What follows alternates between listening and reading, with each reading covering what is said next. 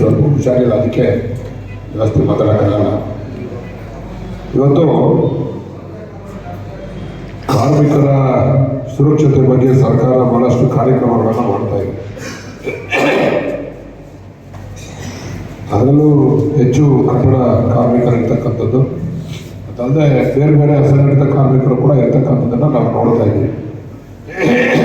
ಸರಿಯಾದಂಥ ಮಾಹಿತಿ ಇಲ್ಲ ಅವರಿಗೆ.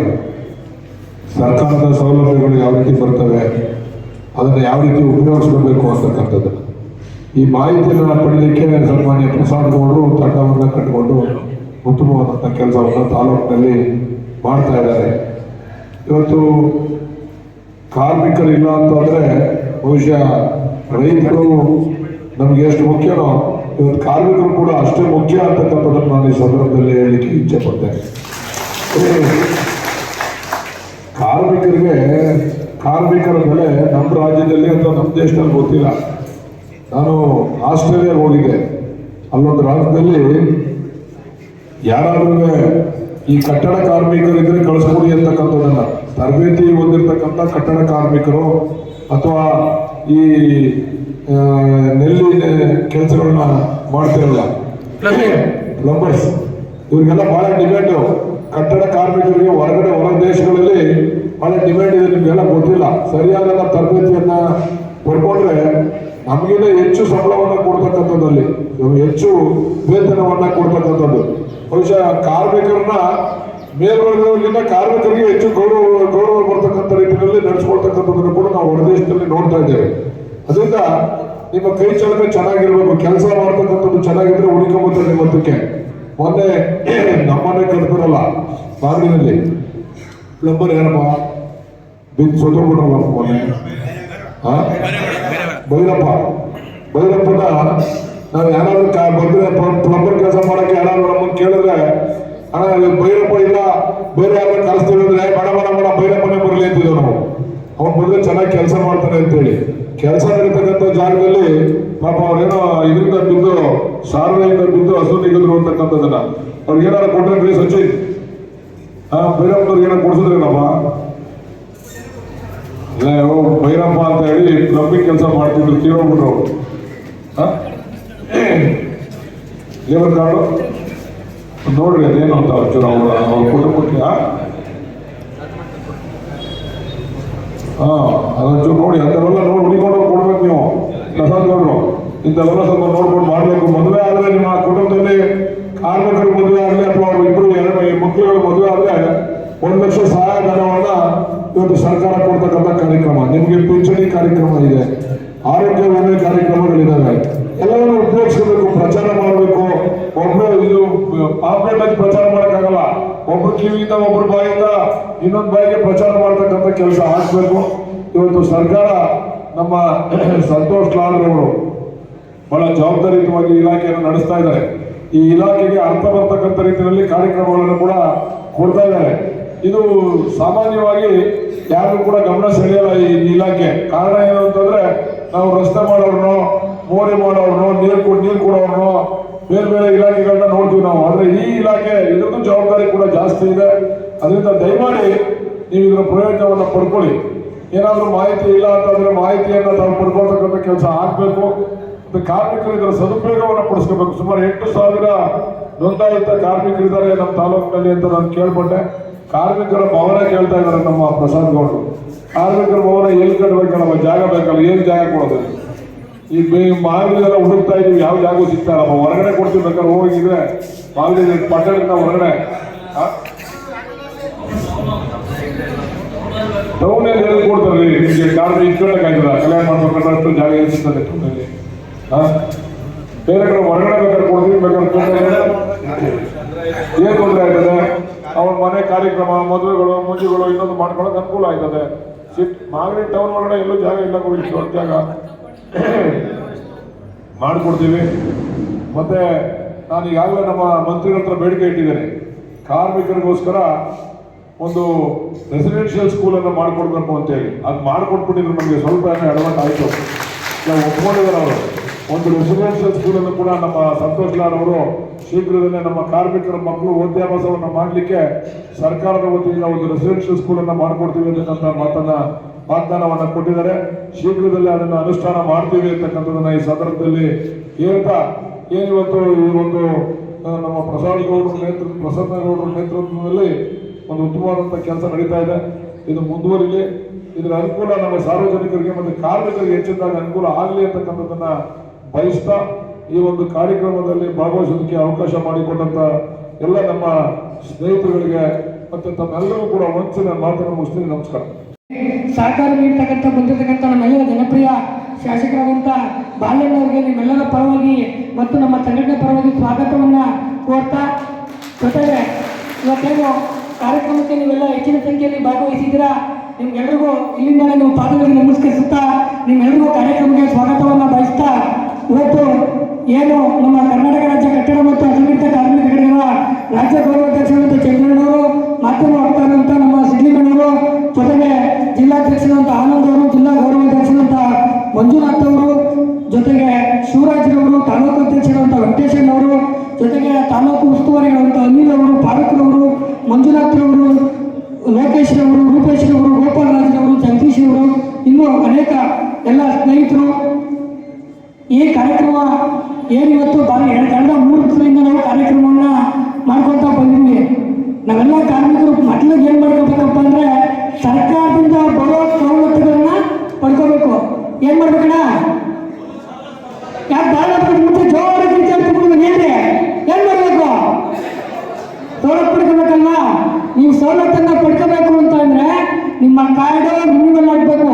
ಮೊದಲೇನಿತ್ತು 3 ವರ್ಷಕ್ಕೊಂದ್ಸಲ ರಿನ್ಯೂವಲ್ ಇತ್ತು, ಇವಾಗ ಹಂಗಲ್ಲ ಬಿಡಿ, 1 ವರ್ಷ. ನಾವು ಅಪ್ಲಿಕೇಶನ್ ಹಾಕಿದ್ರೆ ನಾವು ಅಪ್ಲೈ ಮಾಡೋಕ್ಕೆ 3 ತಿಂಗಳಾಗುತ್ತೆ ನಾವು ಲೇಬರ್ ಕಾರ್ಡು. ಇನ್ನೇನು 6 ತಿಂಗಳು ನಾವು ಏನು ಸವಲತ್ತನ್ನು ಪಡೀಲಿಕ್ಕೆ ನಮ್ಮ ಕೈಲಿ ಆಗ್ತಾ ಇಲ್ಲ. ಹೌದಲ್ವಾ? ಹೌದಲ್ವಾ? ನಮ್ಮ ಟೀಮ್ನಲ್ಲಿ ಒಬ್ಬ ವೆಲ್ಡಿಂಗ್ ಕೆಲಸ ಮಾಡುವಂಥ ರಿಯಾಜನೆಲ್ಲ ಇರಬೇಕು. ಒಬ್ಬ ವೆಲ್ಡಿಂಗ್ ಮಾಡೋ ಕೆಲಸ ಮಾಡೋ ಅಪಘಾತ ಟೈಮಲ್ಲಿ ಕರೆಂಟ್ ಹೊಡೆದು ಸತ್ತೋಗ್ಬಿಟ್ಟ. ಅವನಿಗೆ ಸರ್ಕಾರದಿಂದ ಇವಾಗ ಇರ್ತಕ್ಕಂಥ ಸರ್ಕಾರದಲ್ಲಿ ಕ್ರಿಯಾಶೀಲ ಸಚಿವರು 5 ಲಕ್ಷ ರೂಪಾಯಿ ಹಣವನ್ನು ಕೊಡ್ತಾರೆ. ಮೊದಲು 2 ಲಕ್ಷ ಕೊಡ್ತಿದ್ರು, ಈಗಿನ ಸರ್ಕಾರದಲ್ಲಿ 5 ಲಕ್ಷ ಕೊಡ್ತಾರೆ. ಇವತ್ತು ಆ ವ್ಯಕ್ತಿಗೆ ನಾವು ಬರೀ 15 ದಿನ ಆಗಿತ್ತು ಅಷ್ಟೇ, ಆ ವ್ಯಕ್ತಿಗೆ ನಾವು 5 ಲಕ್ಷ ದುಡ್ಡನ್ನು ಕೊಡ್ಲಿಕ್ಕೆ ಆಗಲಿಲ್ಲ. ಹಾಗಾಗಿ ದಯಮಾಡಿ ಒಬ್ಬ ಬಡ ಕಾರ್ಮಿಕರಿಗೆ 5 ಲಕ್ಷ ರೂಪಾಯಿ ಕಾರ್ಡ್ ರಿನ್ಯೂವಲ್ ಆಗಿದ್ದರೆ 5 ಲಕ್ಷ ರೂಪಾಯಿ ಬಂದಿರ್ತಿತ್ತು. ಇವತ್ತು ಆ ವ್ಯಕ್ತಿಗೆ 5 ಲಕ್ಷ ಕೊಡ್ಸೋಕ್ಕಾಗಲಿಲ್ಲ. ದಯವಿಟ್ಟು ಕಾರ್ಮಿಕರು ಸಂಘಟಿತರಾಗಿ ಜೊತೆಗೂಡಿ ಸರ್ಕಾರದಿಂದ ಬರೋ ಸವಲತ್ತುಗಳನ್ನ ಪಡ್ಕೊಳ್ಳಿ. ಹೌದು, ನಮ್ಮೆಲ್ಲರೂ ಬೇಸರ ಇದೆ, ಸರಿಯಾದ ಟೈಮ್ಗೆ ನಾವೇನು ಸರಿಯಾದ ಸವಲತ್ತುಗಳನ್ನ ಪಡ್ಕೊಳ್ಳಿಕ್ಕೆ ಆಗ್ತಾ ಇಲ್ಲ. ಯಾಕೆ ಆಗ್ತಾ ಇಲ್ಲ ಅಂದ್ರೆ ಸಂಘಟಿತರಾಗ್ತಾ ಇಲ್ಲ, ನಾವು ಕೇಳ್ತಾ ಇಲ್ಲ. ಆಯ್ತಾ? ನಾವೆಲ್ಲ ಸಂಘಟಿತರಾಗಬೇಕು, ಕೇಳಬೇಕು. ಸರ್ಕಾರದಿಂದ ಬರೋ ಸವಲತ್ತನ್ನ ಒಬ್ಬ ಕಡೆ ಕಾರ್ಮಿಕರಿಗೆ ತಲುಪಿಸ್ಬೇಕು. ಇವಾಗ ನಮ್ಗಿರುವಂಥ ಶಾಸಕರು ಬಿಟ್ರೆ ಪ್ರತಿಯೊಂದು ಸವಲತ್ತನ್ನು ಪಡಲಿಕ್ಕೆ ನೋಡಿದ್ರಲ್ಲ ಹೆಂಗೆ ಬರೋಣ, ಹೆಂಗೆ ಮಾತಾಡ್ತಾರೆ ಸಂದಲ್ಲಿ ಅಂತ ನೋಡಿರ್ತಾನೆ. ಹಾಗಾಗಿ 8,000 ಕಾರ್ಮಿಕರು ನಮ್ಮ ತಾಲೂಕಿನಲ್ಲಿ ನಾವು ಕಟ್ಟಡ ಕಾರ್ಮಿಕರು ಎಷ್ಟಿದ್ದೀವಿ? 8,000. ಇವತ್ತೇನು ನಾವೇನು ಸೇರಿದ್ದೀವಿ ಇದು ಸ್ವಂತ ಪ್ರಮಾಣ. ನಾವು 8,000 ಕಾರ್ಮಿಕರಿಗೆ ಬಂಧುಗಳೇ, ದಯಮಾಡಿ ನಿಮ್ಮ ಕಾರ್ಡನ್ನು ರಿನ್ಯೂವಲ್ ಆಗಲಿ ಮತ್ತೊಂದಾಗಲಿ ಮಾಡಿಸ್ಕೊಳ್ಳಿ. ನೀವು ಬಾಣ ಬರೋಕ್ಕೆ ಮುಂಚೆ ಎಷ್ಟೊತ್ತು ಹೋಯ್ತಾ ಇದ್ರಿ ಸರ್ಕಾರದಿಂದ 2,000 ರೂಪಾಯಿ ದುಡ್ಡು ಕೊಡ್ತಾರಲ್ವಾ? ಇವಾಗ ನೀವು ಕಾರ್ಯಕ್ರಮ ಅಟೆಂಡ್ ಮಾಡೋದಕ್ಕೆ ಸರ್ಕಾರದಿಂದ 2,000 ದುಡ್ಡು ಕೊಡ್ತಾರೆ. ನೀವು ನೋಡಿದ್ರೆ ಎಷ್ಟು ನಿಂತ್ಕೊಳ್ತೀರಿ? ಏನು ಸಂಘಟನೆ ಮಾಡೋದು ಅಲ್ವಾ? ದಯಮಾಡಿ ನಮ್ಮ ಮಾನ್ಯ ವಿಚಾರ ತಗೊಂಡ್ರೆ ಏನಿವತ್ತು 20 ರಿಂದ 26,000 ಅಸಂಘಟಿತ ಕಾರ್ಮಿಕರಿದ್ದೀರಾ, ಆ ಕಾರ್ಮಿಕರ ನೋಂದಣಿಯನ್ನು ಮಾಡ್ತಾ ಇದ್ದೀವಿ. ಜೊತೆಗೆ ನಮ್ಮ ತಾಲೂಕಿನಲ್ಲಿ ಹಿಂದಿ ಅವಳಿ ಜಾಸ್ತಿ ಆಗಿದ್ದಾರೆ. ಹಿಂದಿ ಕಾರ್ಮಿಕರು, ವಲಸೆ ಕಾರ್ಮಿಕರು ನಮ್ಮ ಮಾನ್ಯ ತಾಲೂಕಿನಲ್ಲಿ ಅತಿ ಹೆಚ್ಚಿದ್ದಾರೆ. ಈಗ ಏನಿವತ್ತು ಕಾರ್ಪೆಂಟರ್ಗಳ ಮೇಸ್ತ್ರಿ ಇದ್ದೀರಾ, ಮೇಷನ್ಗಳ ಮೇಸ್ತ್ರಿ ಇದ್ದೀರಾ, ವೆಲ್ಡಿಂಗ್ಗಳ ಮೇಸ್ತ್ರಿ ಇದ್ದೀರಾ, ಪೇಂಟಿಂಗ್ಗಳ ಮೇಸ್ತ್ರಿ ಇದ್ದೀರಾ ತಾನೆ? ಇದ್ದೀರಲ್ವಾ? ನೀವೆಲ್ಲ ಎಚ್ಚೆತ್ಕೋಬೇಕು.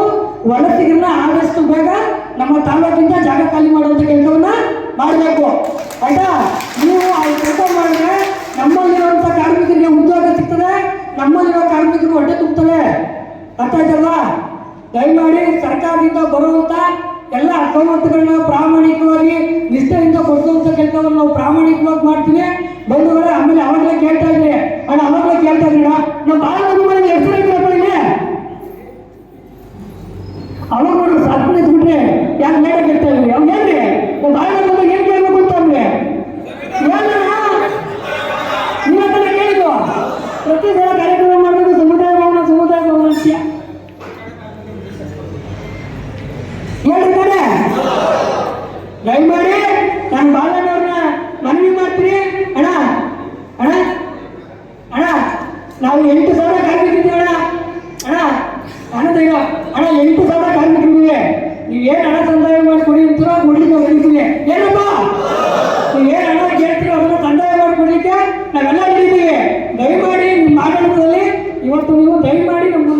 ಇನ್ನಷ್ಟು ನಾವು ಗುರುತಿಸಿ ಒಂದು ಸಮುದಾಯವನ್ನು ಮಾಡಿಕೊಡ್ಲೇಬೇಕಣ್ಣ.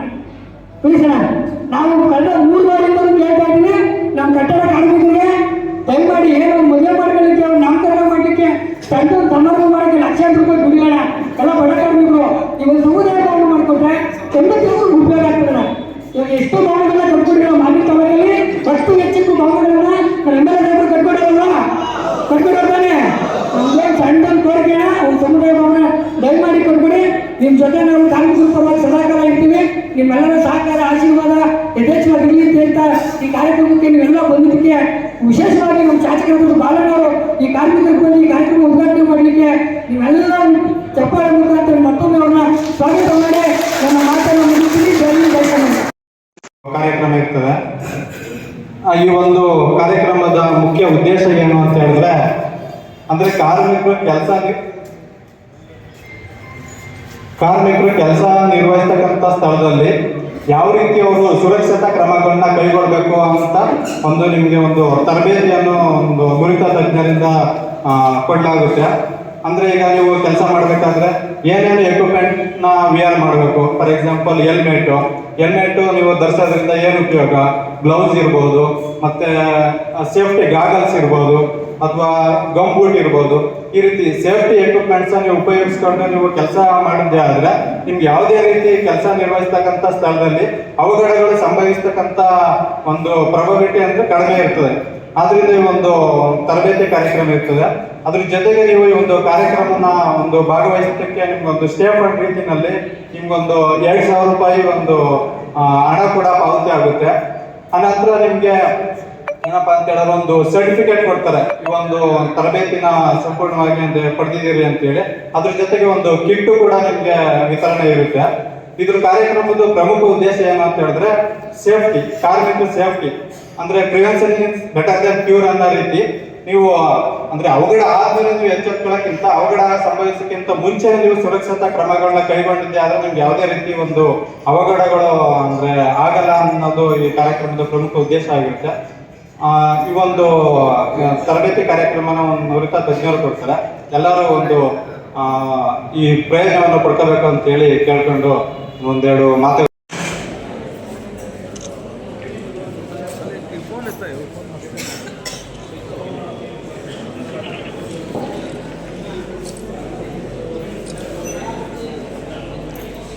ಮುಂದಿನ ಸಚಿವರು ಬಾಲಣ್ಣವರಿಗೆ, ಎಸ್.ಎ. ಬಾಲಣ್ಣವರಿಗೆ, ಜನಪ್ರಿಯ ಶಾಸಕರಿಗೆ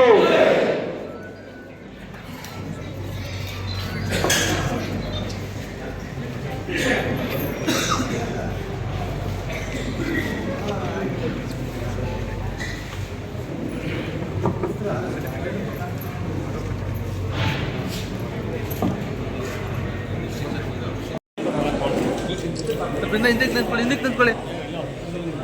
ಈಗ ಈ ಕಡೆ ಒಂದೇ ಈ ಕಡೆ ಬಿಡಪ್ಪ ನೀನು.